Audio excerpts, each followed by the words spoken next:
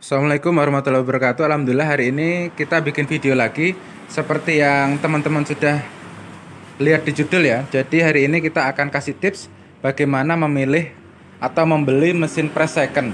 Jadi sebenarnya mesin press itu bisa digunakan dalam waktu yang cukup lama. Contohnya seperti mesin press ini, dia usianya sudah sekitar lebih dari 7 tahun dari awal toko buka ya. Kondisinya alhamdulillah masih sangat bagus, berfungsi dengan baik ya. Jadi di sini buat teman-teman yang baru lulus sekolah atau baru mau mulai usaha sablon, bisa beli alat-alatnya yang second dulu, yang sudah setengah pakai gitu ya istilahnya ya, tapi dalam kondisi normal. Nah, baik, yang pertama kali perlu diperhatikan adalah kabel ya teman-teman. Ini kabel power untuk mesin press ini, pastikan kabel powernya masih ori. Kalau nggak ori ya kabel powernya yang ukuran besar ya, kayak gini.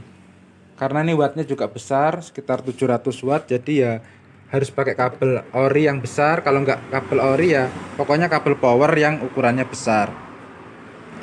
Baik, yang kedua kabel ini teman-teman. Nah, kabel ini tuh perhatikan kalau kalian mau beli mesin press second, dicek dulu. Nah, biasanya di sini kalau misalnya nggak normal, itu suhunya itu ngeblank jadi 0. Kadang bisa, kadang juga nggak bisa kayak gitu ya. Nah, suhunya ini. Jadi kalian harus cek. Baik, kemudian setelah masalah kabel, kalian lihat rangkanya nih. Nah, contohnya kayak mesin press kita ini sudah kita las ya. Karena memang usianya sudah lama dan sering kita pakai buat kerja juga, kita pakai buat pelatihan juga di beberapa tempat. Nah, itu ternyata lama-lama bisa patah. Nah, jadi teman-teman cek dulu. Kalau misalnya mesin press second yang teman-teman beli itu bagian bawahnya itu patah, ya tinggal dilas saja. Tapi kan lebih baik kalau teman-teman tahu dari awal. Lalu kemudian untuk pengukur tekanan ya. Nah, ini juga pastikan pengukur tekanannya ini bisa dioperasikan dengan normal ya. Jadi kan ketebalan tiap bahan itu beda-beda ya. Apalagi ini mesin press swing ya. Mesin press swing itu bisa untuk ngepres keramik, kaos, kemudian piring dan juga lepek. Jadi pastikan ininya kondisinya masih normal. Kemudian juga untuk pegasnya, kalau misalnya menggunakan sistem pegas kayak gini juga pegasnya harus normal. Jadi kalau misalnya ditekan gini, dia memang berfungsi ya, kayak gitu. Kemudian juga yang ininya itu kalau bisa jangan sampai yang karatan ya. Teman-teman pilih yang kondisinya masih baik. Nah, baik. Hal penting lainnya adalah untuk elemennya ya teman-teman. Elemen mesin press ini, sebentar, kalau kita swing gini ya. Nah, itu pastikan bahwa dia panasnya merata. Nah, tapi kalau ini harus teman-teman coba sendiri ya. Teman-teman coba sendiri sambil dilihat. Kalau misalnya lapisan teflonnya ini sudah nggak ada, ya berarti kalian lihat ya ini masih rata apa enggak ya. Karena kadang ada bahan-bahan yang menempel ya. Kalau ini masih bagus. Ini hanya plastiknya aja ini hanya kertas teflonnya yang kotor ya.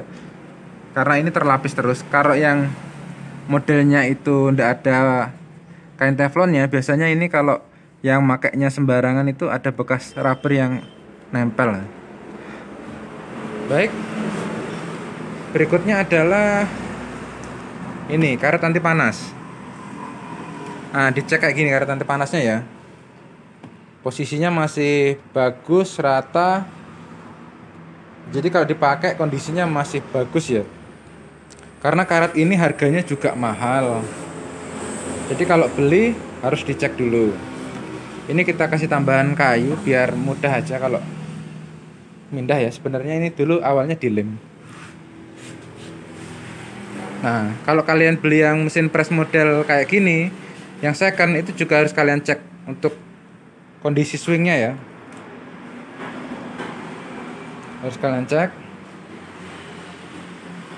pergerakannya bagaimana, apa masih mulus atau tidak. Lalu kemudian juga untuk pengaturan suhu dan waktu itu teman-teman cek. apakah masih normal apa enggak ya, karena setiap bahan punya suhu dan waktu yang berbeda-beda untuk pengaturannya. Dan juga ini teman-teman, ini tuh sering sekali rusak ya tombolnya ini. Nah, jadi kalau ini sudah rusak, kalian cek, maksudnya rusak ini bukan ininya pecah atau gimana gitu ya, tapi fungsinya. Jadi kalau lama-lama ya namanya plastik, kalau ditekan-tekan ya nanti ini bisa pecah kayak gini, tapi ini masih berfungsi dengan sangat baik. Jadi kalian cek dulu. Jadi walaupun kadang saya menemukan mesin press baru ya, maksudnya berusia 3 tahunan ya, kondisinya ininya masih bagus, tapi ketika di set udah nggak bisa kayak gitu.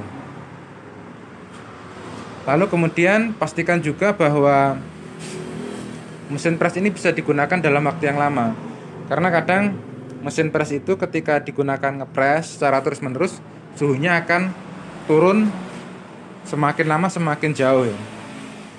Nah, mungkin itu sekilas tentang tips bagaimana cara memilih atau membeli mesin press yang kondisinya second. Ya, kalau misalnya ada yang belum paham silahkan ditanyakan ya. Wassalamualaikum warahmatullahi wabarakatuh.